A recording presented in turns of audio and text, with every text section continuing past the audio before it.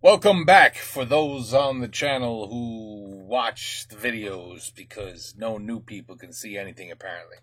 So anyway, we got to keep the subs happy. We got to keep who's here happy, you know. Les Trésors Sacrés de la France, part 2. Part 2. On va le finir, okay? So far, I mean, just really. As I said in the first part, I don't really know how to react to something so just can't. It's not understandable to me how man can make such absolutely brilliant things with these. It's seriously, like I don't know how to. I don't even know if I'm feeling what I'm supposed to be feeling when I see the amazing things that some humans are capable of creating. Seriously. So anyway, we're going to finish it up.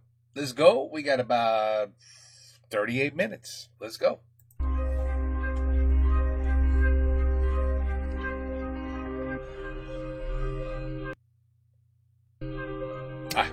Dans le centre de la Bourgogne, Beaune est une ville célèbre pour ses vignobles, mais aussi pour ses hospices aux tuiles vernissées. Do you see that roof? Est-ce que tu vois ce toit?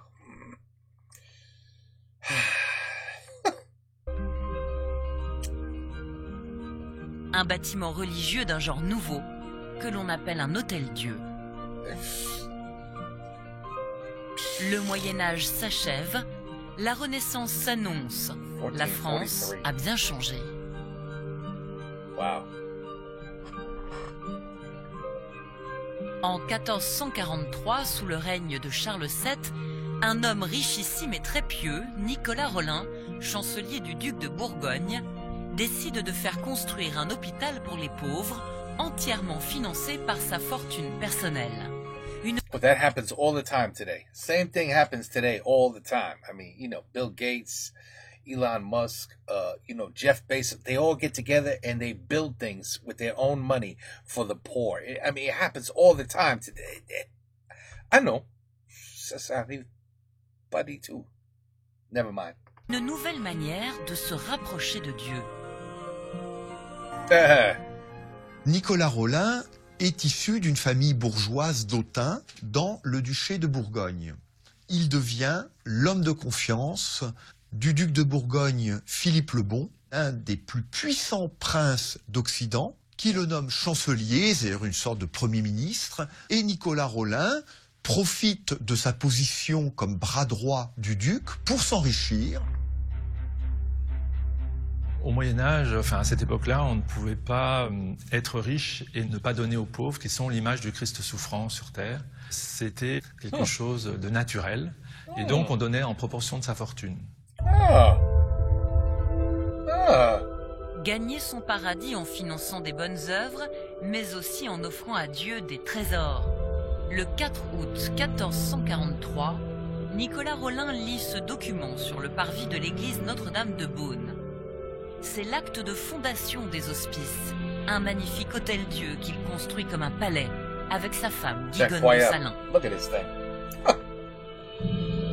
Sur la partie en tuiles vernissées, un cloître duquel partait une pharmacie, une cuisine et les appartements des sœurs hospitalières.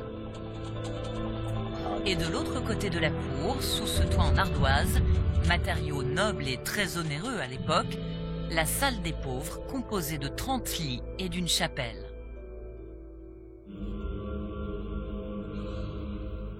C'est pour cette chapelle que Nicolas Rolin fait réaliser l'un des plus grands tableaux religieux d'Europe par sa taille.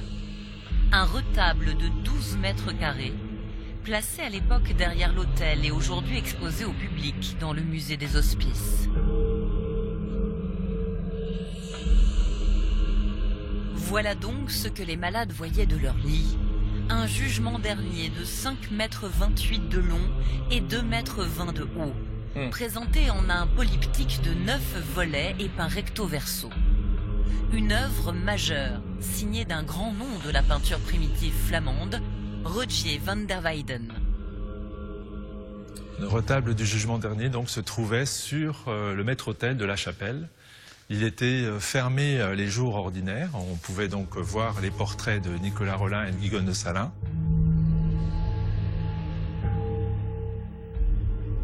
Et puis les jours de fête et les dimanches, il était ouvert. Et donc on découvrait la grande scène du jugement dernier. The Last Judgment. D'un côté, les âmes élues pour le paradis. De l'autre, les hommes jetés en enfer. Le thème du jugement dernier était parfait pour une salle d'hôpital. En contemplant ce Christ dans son grand manteau rouge, les pieds posés sur un globe terrestre, et l'archange Saint-Michel en train de peser les âmes, les malades étaient invités à réfléchir sur leurs bonnes et leurs mauvaises actions à l'approche d'une mort possible.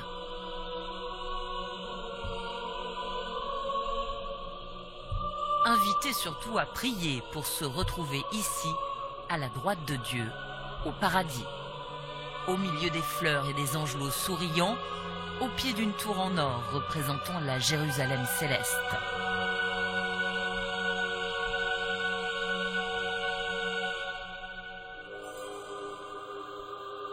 Car du côté de l'enfer, c'est le cauchemar. Yeah. Et donc là, on voit des scènes un peu de crise collective où les gens s'en mordent les doigts ou bien sont chassés, on les voit chassés comme Adam et Ève chassés du paradis. Et puis donc ensuite, ils s'entraînent tous dans le gouffre en se tirant les cheveux, en s'agrippant et donc dans une sorte de chaos et de bruit.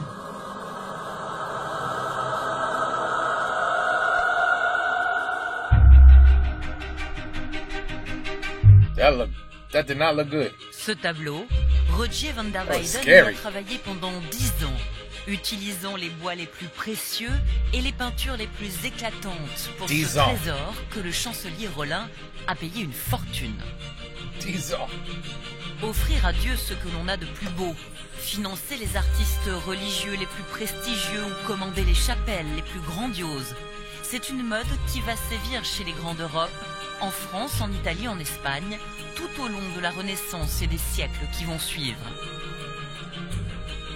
Un courant qui trouve son apogée à Versailles, sous le règne de Louis XIV. Oh, I remember this. I saw this castle.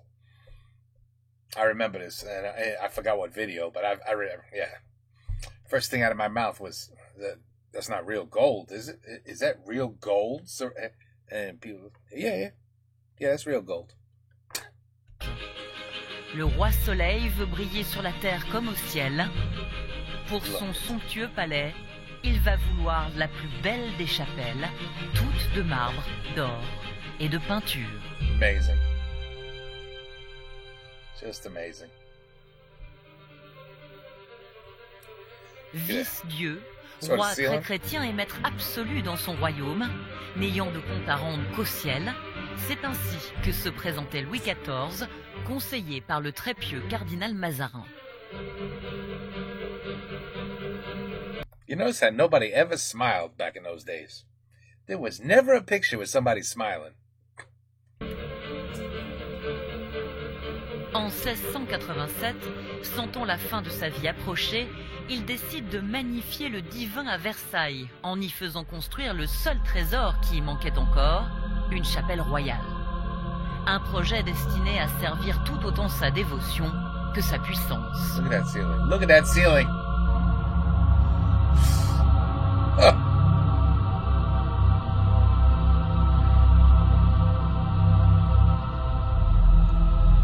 What do you say about this? How do you describe that?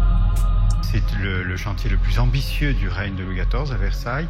Et effectivement, le roi très chrétien, le roi de France, veut affirmer sa piété publique par cet édifice et ainsi se poser comme un modèle aux yeux des autres souverains d'Europe qui certes ont tous des chapelles dans leur palais, mais pas de cette ampleur, pas de cette magnificence. My God. De tous les chantiers de Versailles, c'est celui qui a coûté le plus cher. Et on est à la somme de 2 500 000 livres. Quand on compare avec les autres parties du château, la Galerie des Glaces, qui est l'autre fleuron de Versailles, eh bien, elle n'a coûté, si je puis dire, que 800 000 livres.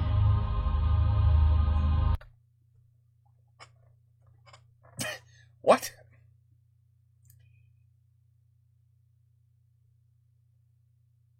You see that, right? You can't say nothing. You just got to just look and there's nothing to say. It's just.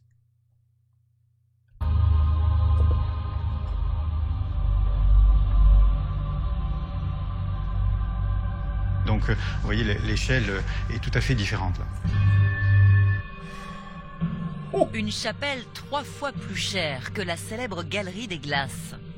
Pour témoigner de son attachement à Dieu, Louis XIV fait appel au grand architecte du château de Versailles, Jules Hardouin-Mansart, l'homme qui a conçu l'ensemble du palais comme le plus beau trésor architectural du monde. Ouf. Le roi lui commande un édifice puissant. Mansart utilise donc le style classique qui primait à l'époque. La manière de construire une église se rapproche ici de la Rome antique. Au sol, d'innombrables variétés de marbre venus d'Italie. Pour symboliser le pouvoir du roi, d'imposantes colonnes. Et un extraordinaire plafond peint à la manière de la chapelle Sixtine à Rome.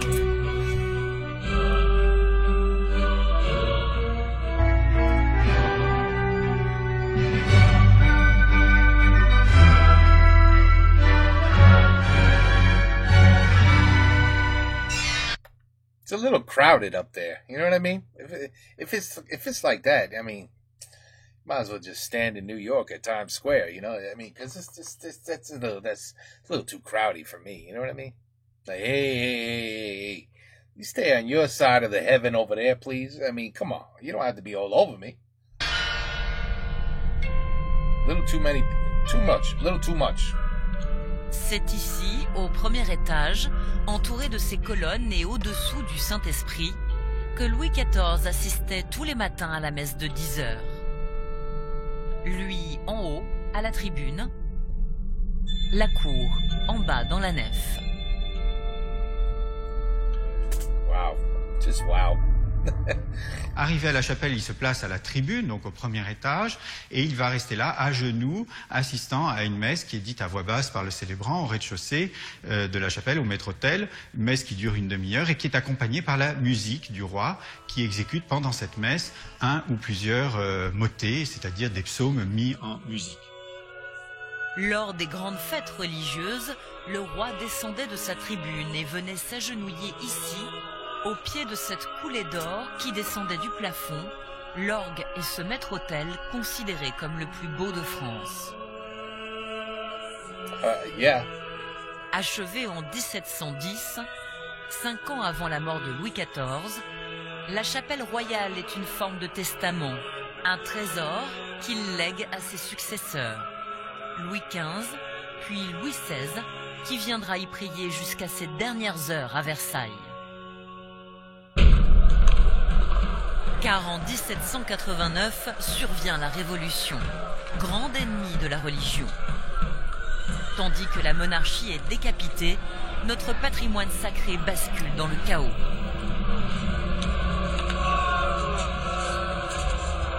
Le culte est interdit, les communautés monastiques sont dissoutes, les églises et les cathédrales sont pillées, les statues cassées, les grandes abbayes transformées en bâtiments publics. Un immense saccage qui ne parviendra pas à faire disparaître ces innombrables trésors.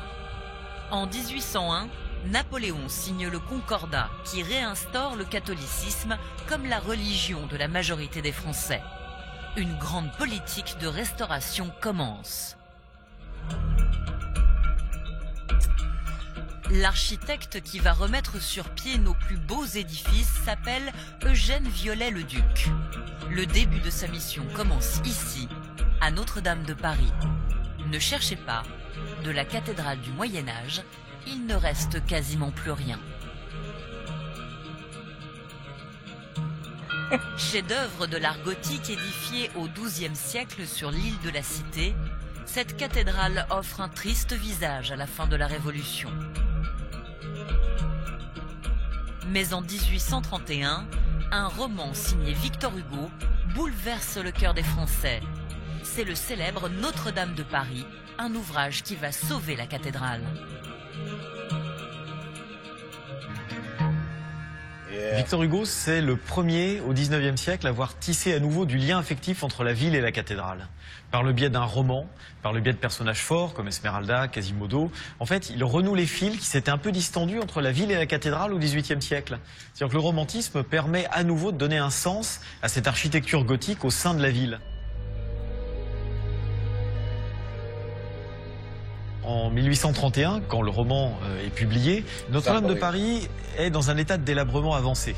Il y a des désordres dans les arcs-boutants, il y a des pierres qui tombent, il y a des endroits où la couverture n'est plus d'aplomb, le portail est mutilé, on a des plantes qui poussent sur les toitures, la flèche a été démontée juste avant la Révolution, donc on a un moignon à la croisée du transept. Évidemment, c'est un édifice qui n'est pas présentable aux yeux des attentes des romantiques sur le Moyen-Âge. C'est un architecte romantique, fantasque et autodidacte que l'on va confier la restauration de la cathédrale en 1844, 13 ans après la sortie du roman. Eugène Viollet-le-Duc a appris son métier loin des beaux-arts. Épris de liberté, il ne veut pas simplement restaurer l'édifice. Il veut réinventer le Moyen-Âge tel que lui se l'imagine, fantasmagorique, étrange, mystérieux. C'est ainsi que vont naître les célèbres chimères. Fantasmées de toutes pièces par l'architecte, elles sont aujourd'hui connues dans le monde entier. Une chimère, c'est un animal fantastique résultant généralement de l'assemblage de plusieurs animaux et qui renvoie à l'imaginaire médiéval et derrière l'imaginaire médiéval aux monstres de l'Antiquité comme les sphinges par exemple ou les harpies. Viollet-le-Duc va donc dessiner ces chimères à partir de l'imaginaire qui était le sien, dans lequel on peut imaginer qu'il y a un peu de Goya, un peu de Victor Hugo, un peu de roman médiéval.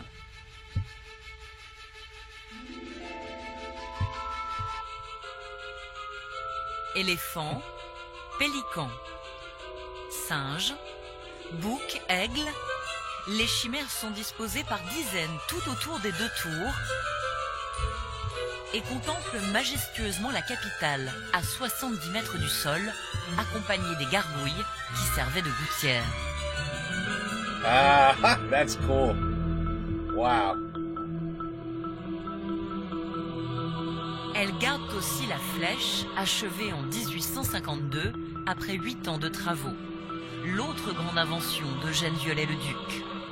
De nouveau, l'architecte fantasme le Moyen-Âge en faisant monter au-dessus du chœur une immense pointe de 96 mètres de haut, travaillée comme de la dentelle et surmontée d'un coq dans lequel seront placées des reliques pour un effet paratonnerre spirituel. Autour de la flèche, les 12 apôtres en cuivre.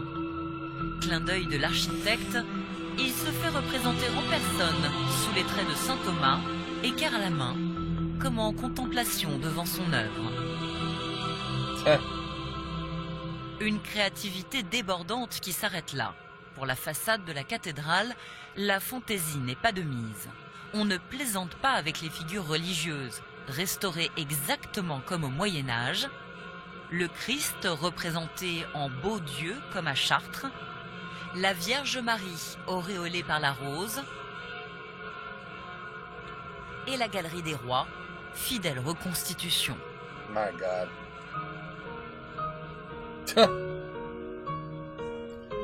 It's unbelievable. Ce chantier gigantesque, à l'extérieur comme à l'intérieur, va durer 20 ans.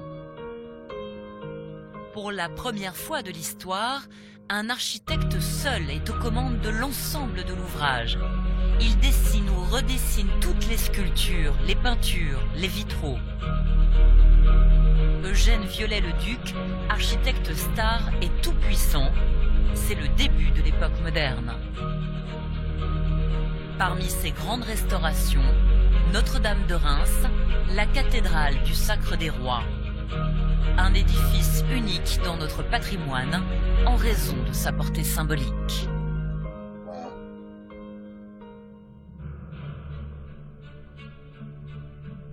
Située au centre de la ville, en plein cœur de la Champagne, la cathédrale Notre-Dame de Reims symbolise à elle toute seule Le lien spirituel extrêmement fort qui a toujours uni les rois de France à l'Église catholique. Un lien qui se tisse dès le 5e siècle, lorsque Clovis, roi des Francs, choisit de se faire baptiser en l'église de Reims. Petite église. Pour comprendre pourquoi Reims est devenue la ville du sacre, une ville royale par excellence, il faut remonter au baptême de Clovis.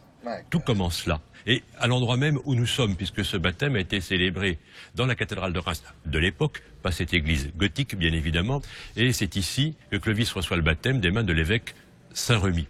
Le sacre du roi, qui s'est ensuite enraciné à Reims, s'explique par ce souci de renouer la chaîne des temps. Les rois sont venus sur les pas de celui qui était considéré comme le fondateur du royaume des Francs. Pour s'inscrire dans la tradition, tous les rois de France, ou presque, vont venir se faire sacrer ici par l'archevêque. En 1825, c'est la Restauration. Charles X, qui sera le dernier roi de France, arrive à Reims pour une cérémonie fastueuse. Il veut tout faire dans la plus grande tradition royale. Nombreux sont les trésors qui restent de ce tout dernier sacre de l'histoire. À commencer par le carrosse du roi. Entièrement couvert de feuilles d'or, garni de velours de soie et de broderies précieuses, il est conservé dans la galerie des carrosses de Versailles. What? Look at this thing. C'est lui qui fait son entrée dans la ville. I got a feeling it was pretty good to be a king. I have a feeling you lived pretty well if you were a king. Right? What the hell? À l'extérieur comme à l'intérieur, la cathédrale a été spécialement décorée pour l'occasion.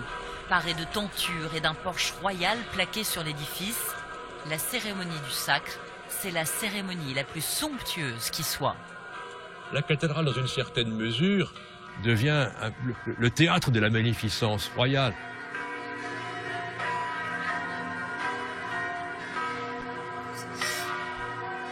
It's incredible.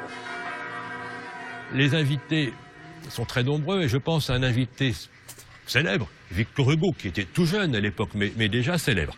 Il a vu un billet pour venir au sacre et quand il arrive avec son billet, il demande « Où est ma loge ?» Comme s'il se croyait au théâtre. Il y a un peu de ça tout de même quand on regarde ces images, un théâtre de magnificence, un grand spectacle de la royauté.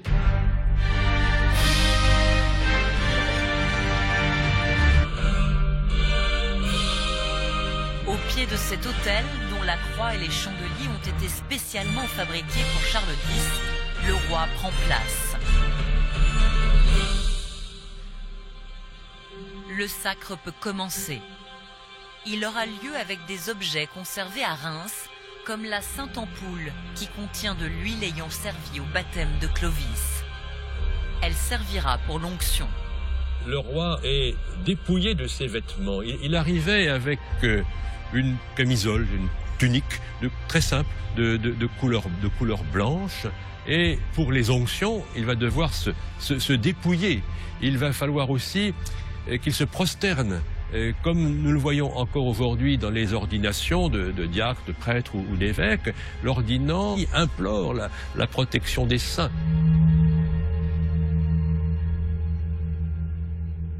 Une fois qu'il s'est relevé de cette longue prière, le roi reçoit les onctions avec l'huile de la Sainte Ampoule. Il reçoit des onctions multiples sur la tête, sur la poitrine, entre les épaules, aux jointures des bras et, après qu'il ait été revêtu de son manteau, sur les mains. C'est comme si cette huile marquant la grâce de Dieu descendait, vous voyez, sur tous les sièges vitaux de son corps. Après ces onctions, le roi est revêtu des insignes du pouvoir, le grand manteau de couleur hyacinthe, fleur de lysée, que nous conservons encore. Yeah, they still got it.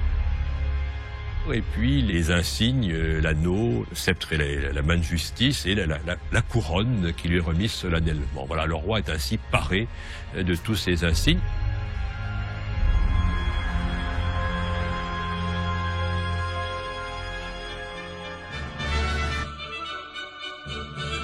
couronné, sacré, Charles X quitte alors l'autel et traverse la nef pour aller se placer à la tribune sur son trône.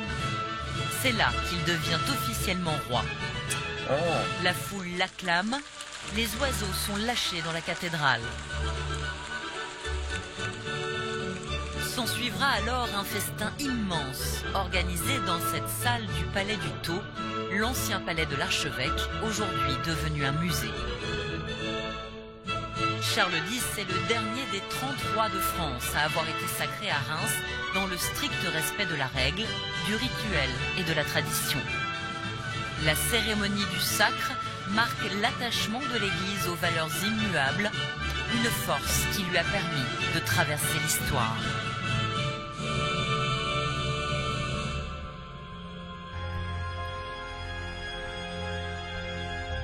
Great video, it really is.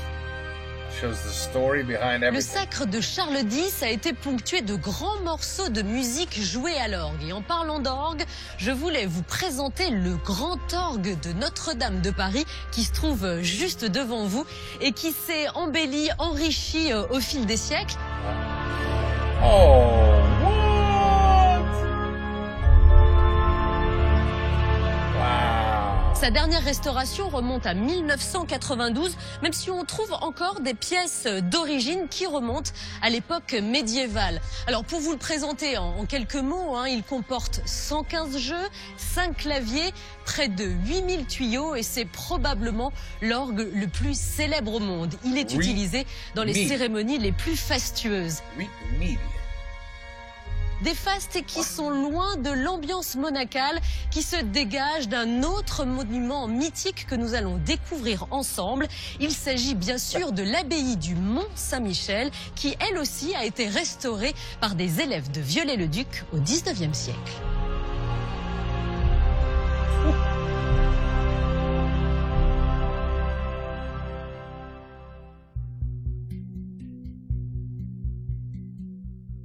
Nous sommes en Normandie, comme sur un paquebot de pierre. Au milieu d'une baie balayée par les vents et par les marées redoutables,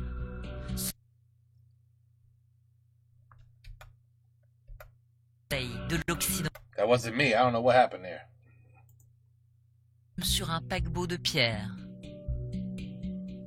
Au milieu d'une baie balayée par les vents et par les marées redoutables, Told you it wasn't me. De l'Occident chrétien. Depuis l'an 700, c'est-à-dire depuis 14 siècles, une église est juchée sur cet incroyable rocher émergeant de la baie, comme sorti de nulle part. Ouais, ça c'est incroyable. On est ici sur un site dont la singularité géologique a, depuis la nuit des temps, fasciné l'humanité.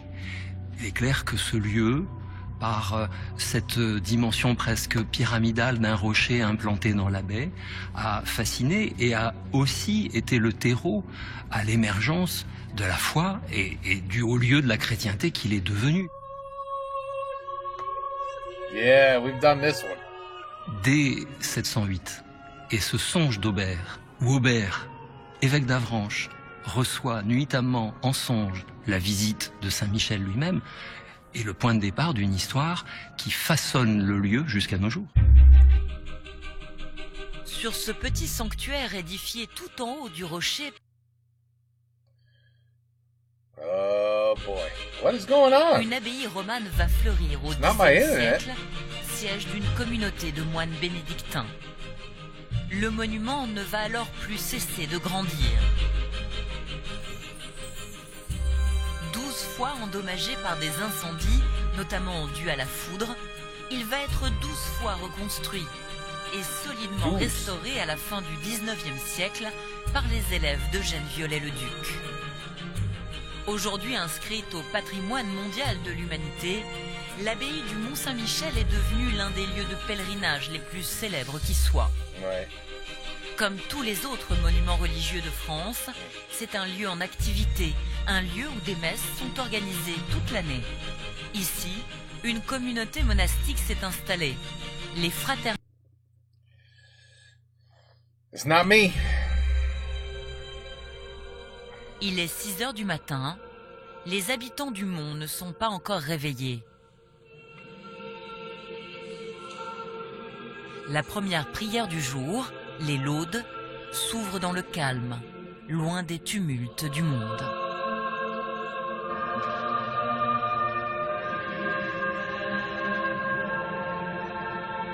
So peaceful.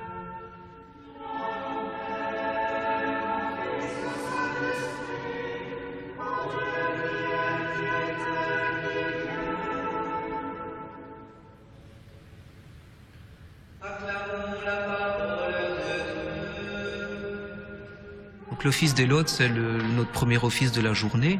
Laude, ça vient de louange. Voilà, c'est pour commencer sa journée dans la louange du Seigneur, la louange du Créateur, avec le jour qui se lève. Mais c'est évidemment magnifique dans cette abbatiale, orientée vers l'est, quand le soleil levant vient éclairer les vitraux, les visages. On est voilà tout radieux de la beauté de la création. Oh, c'est un peu emmerdant ça. I don't know why. Pour la liturgie, nous les... Man, what is going on here?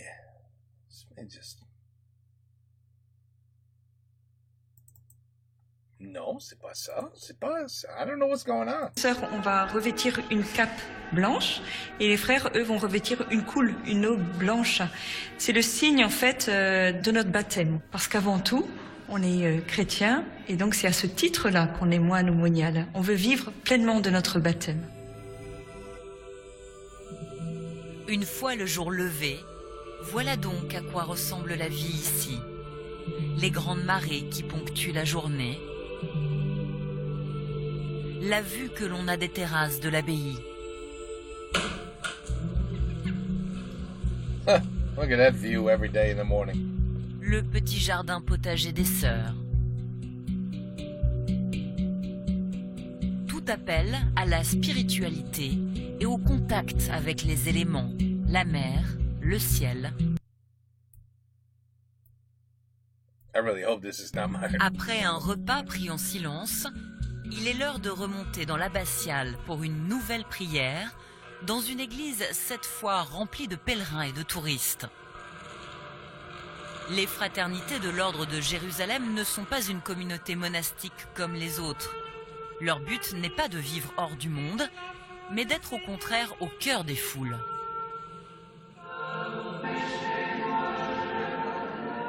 Il y a dans la conscience collective que la vie monastique, c'est une façon de quitter le réel, de fuir le monde. Je peux vous garantir que notre quotidien, c'est pas du tout ça. Notre accueil ici des pèlerins, des visiteurs, se fait principalement par la liturgie. En accueillant à l'office des laudes le matin, à la messe à midi, au vêpres le soir, et éventuellement aussi pour des groupes qui manifestent l'intérêt de rencontrer la communauté. Okay, hold on. À ce... Gonna find out right now if it's my computer or the video. Principalement par la liturgie. En accueillant à l'office des laudes le matin, à la messe à midi, au vêpres le soir, et éventuellement aussi pour des groupes qui manifestent l'intérêt de rencontrer la communauté. Ah, tu vois? C'est pas moi. It's the video.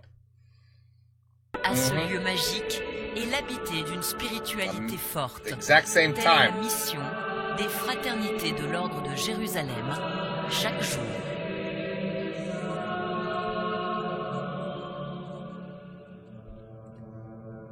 A masterpiece. That's what that is. Mais la force de notre patrimoine sacré est aussi de ne pas être figé dans le temps. Il se transforme et évolue au fil des époques. C'est ainsi qu'au milieu du XXe siècle, l'Église va s'ouvrir aux grands artistes contemporains. Yeah. Un vent de renouveau, un modernisme inédit. En 1948, Henri Matisse est le premier à ouvrir la voie. À Vence, près de Nice, le célèbre peintre très âgé se lance dans une œuvre magistrale, l'œuvre qui marquera la fin de sa vie. Matisse, en 1943, s'installe à Vence. C'est un homme vieux, il a pas loin de 80 ans, un homme fatigué, un homme malade. Et il prend pour s'occuper de lui une infirmière, Monique Bourgeois. Il rentre dans les ordres. et devient dominicaine, à Vence, dans le couvent de Vence.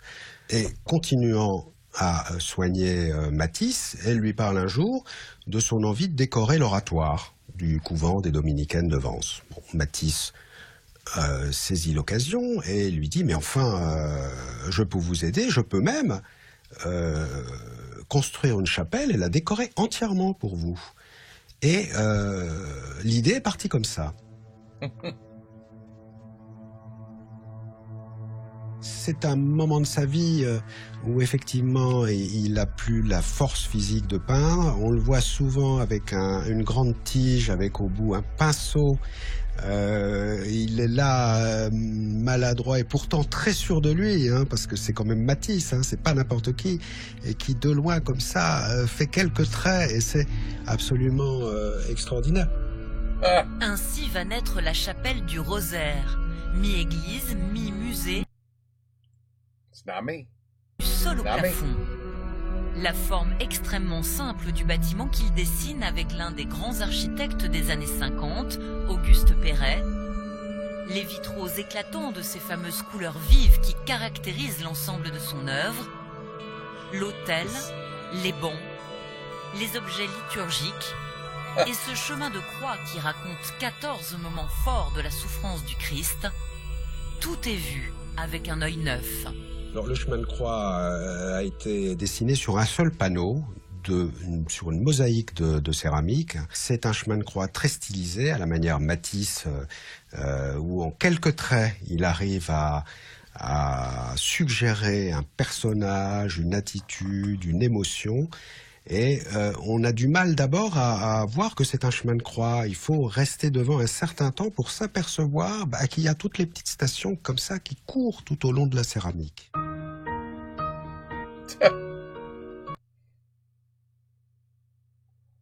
Et Matisse. Tu veux voir? Tu veux voir? Tu vois? C'est une vidéo. C'est pas moi. C'est pas moi. Les plus grands noms du XXe siècle vont suivre le mouvement et concevoir eux aussi des chapelles empreintes d'une âme particulière. Jean Cocteau à Villefranche-sur-Mer,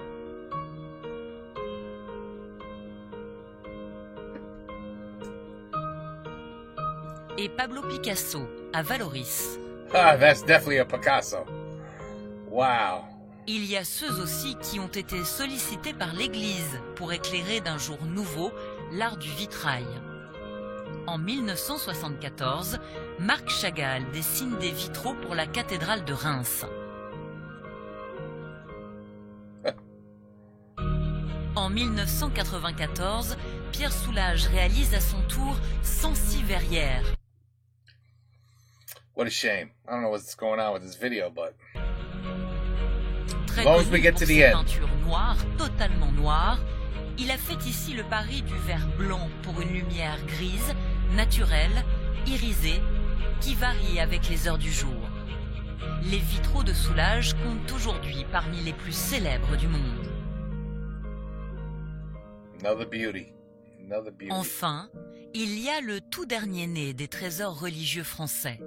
Achevé il y a 2 ans, il se trouve dans la cathédrale d'Angoulême et est signé Jean-Michel Ottoniel, mondialement connu pour ses réalisations en perles de verre.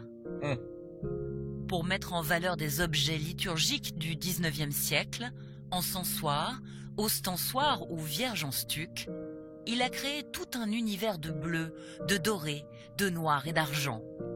Un fabuleux décorum. Some people just have vision, man. Some people just have vision, and others don't. Qui charge le sacré d'une émotion nouvelle. I mean, look at that. Look at that.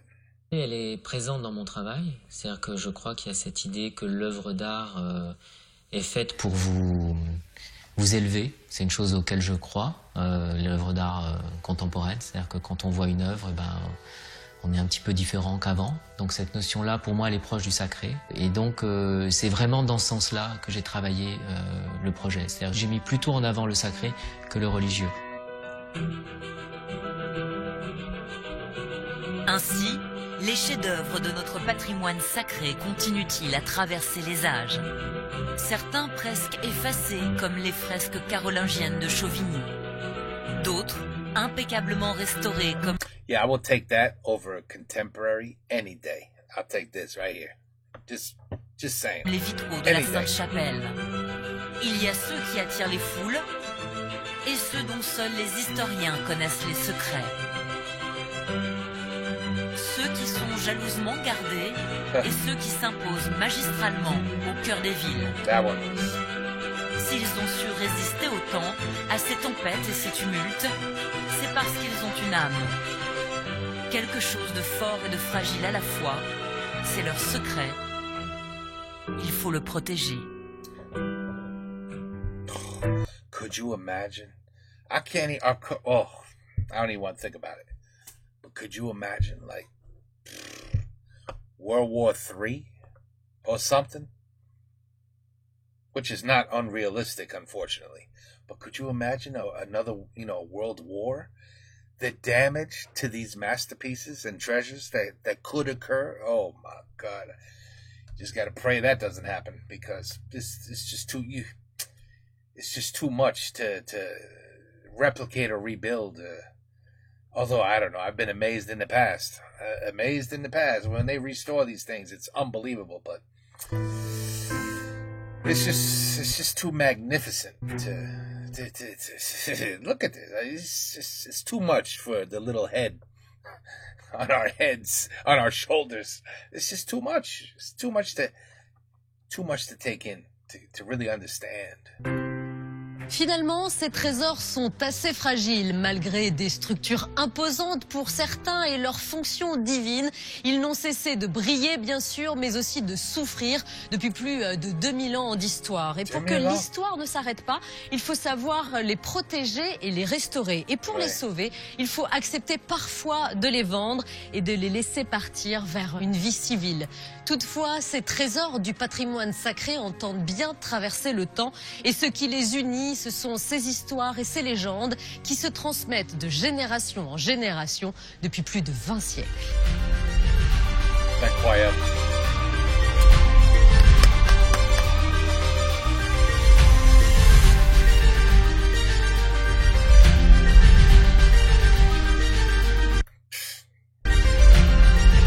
Yeah. That's about it, huh? Yeah. So, after part 1, after part 2, I would have to say France definitely has some unbelievable cathedrals, churches, castles, chateaux. I mean, just look at this roof. Seriously. So I don't know. What do you compare something to that seems like there's nothing to compare it to? You know what I mean? It's just, I don't know. Again, I'm just blown away. I don't even know what the right wording is to describe what I just saw for the last 2 days. It's just, I don't know what to say, people. I just don't know what to say other than it's almost like it's just not believable. It's not believable. Like, what? It took somebody 10 years to put up, to make a stained glass? It took somebody like 20 years to build a little portion of what's in this monstrous cathedral. Like, the kings and... It's too bad we lost that train of thought that the old school people had in their heads. Hey, when you got enough money that you can help people, that guy up there, he expects you to help people. And if you do what you're supposed to do, he'll welcome you. You're right? That's the idea behind this whole theory. But, yeah, you know what they say, the 3% of this world, 3% of the richest people on this planet, 3% could end world hunger, could end homelessness. They could end it. It would not exist if they just had the same mentality as the kings did back in those days. Not all of them. I guess not all of them. But a lot of them. I mean, the guy who built this hospital, he's like, hey, I want to get to heaven. I'm going to do what I got to do to get to heaven. And I know what God expects me to do, and that is help the needy. But who does that anymore these days? Yeah. Who knows? Who knows? It's a shame. It's a whole different kind of civilization, if you ask me. It's just a whole different breed of people. I mean, they weren't raised with iPhones. You know what I mean? It's a whole different civilization. And you can only sit here and be impressed. You could only sit here and be impressed. Anyway, excellent video. It was a long one. It was a long video. But we did it. We did it. Le trésor sacré de la France. You got that right, people. I don't know. Italy, you got, Italy. What you got, Italy? You got some things to show me, maybe? I mean, I think, Italy's well known for churches and cathedrals, too. I'm sure they got some masterpieces that would make our jaws drop a little bit, too. You know what I mean? But hey, you can't argue with what we just saw. You cannot argue with what we just saw. Just perfection. Really, seriously. Anyway, that's it. On to the next one. Take care. Et bonne nuit. Et à la prochaine.